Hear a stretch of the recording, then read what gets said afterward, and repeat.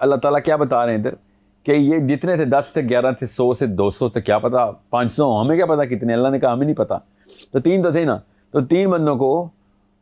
کان پہ اکٹھی ضرب لگانے کا مطلب کیا ہوتا ہے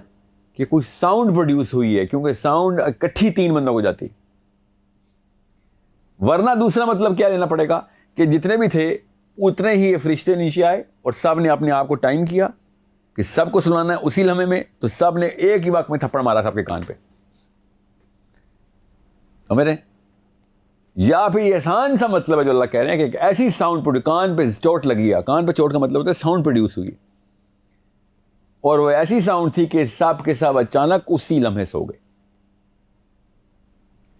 اب وہ کان پہ پروڈیوس ہونے کا مطلب ہی ساؤنڈ ہے, ورنہ آنکھ میں ضرب لگتی تو کچھ روشنی کا معاملہ ہوتا, یہ کان میں ضرب لگی ہے تو کچھ ساؤنڈ کا معاملہ. یہ ہے ضروری چابی یہاں پہ جو دجال کے ٹائم پہ ہمارے کام آنی ہے.